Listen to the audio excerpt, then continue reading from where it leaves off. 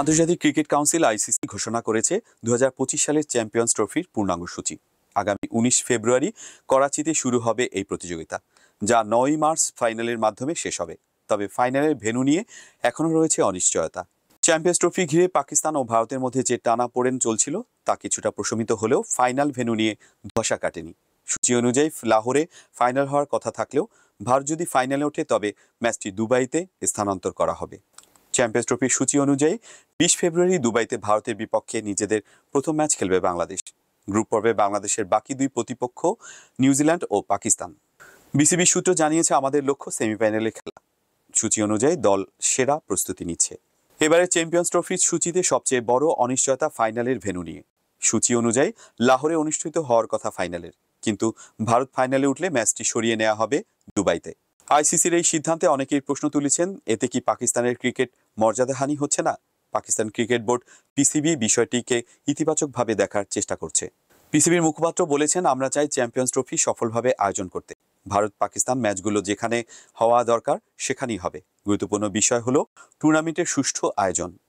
Champions trophy আয়োজন নিয়ে দীর্ঘদিন ধরে টানাপোড়েন চলছিল। ভারত নিরাপত্তার অজুহাতে পাকিস্তানে খেলতে যেতে অস্বীকৃতি জানায়। অপরদিকে পাকিস্তানও চায়নি টুর্নামেন্ট অন্য কোথাও আয়োজন হোক। শেষ পর্যন্ত হাইব্রিড মডেলের সমঝোতা হয়। হাইব্রিড মডেল অনুযায়ী ভারত তাদের ম্যাচগুলো নিরপেক্ষ ভেন্যু দুবাইতে খেলবে এবং অন্যান্য দল পাকিস্তানে খেলবে।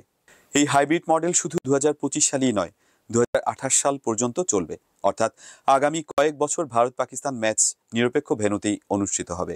পিসিবির পক্ষ থেকে বলা হয়েছে, আমরা চিরস্থায়ী হাইব্রিড মডেলের প্রস্তাব দিয়েছিলাম। এতে ভারত পাকিস্তান ম্যাচের নিরাপত্তা ইস্যু থাকবে না, একই সঙ্গে টুর্নামেন্টের জৌলুস বজায় থাকবে। পাকিস্তানের ক্রীড়া মহল মনে করছে এটি পিসিবির কূটনৈতিক সাফল্য। তবে ভারতীয় বোর্ড বিসিসিআই মনে করে তারা নিজেদের নিরাপত্তা ঝুঁকির কারণেই এই সিদ্ধান্তে অটল ছিল। সূচি অনুযায়ী দুটি সেমিফাইনালের একটি হবে 4 মার্চ করাচিতে এবং অন্যটি 6 মার্চ দুবাইতে। বিশেষ করে ভারতের সম্ভাব্য সেমিফাইনাল ম্যাচটি দুবাইতে আয়োজনের সিদ্ধান্ত নিয়েছে আইসিসি। বাংলাদেশ দল ইতিমধ্যেই চ্যাম্পিয়ন্স ট্রফির প্রস্তুতি নিচ্ছে। বিসিবি সূত্র বলছে, দক্ষিণ আফ্রিকা ও পাকিস্তানের বিপক্ষে সিরিজগুলো চ্যাম্পিয়ন্স ট্রফির প্রস্তুতির অংশ। আমরা ব্যাটিং শক্তি বাড়ানোর কাজ করছি।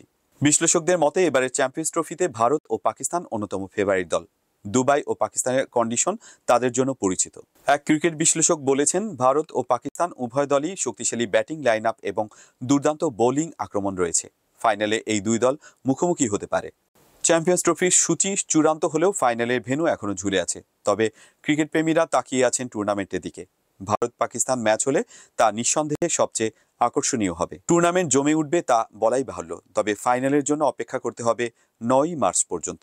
দেখা যাক শেষ পর্যন্ত লাহোর নাকি দুবাই, কোথায় হয় সেই মহারণ।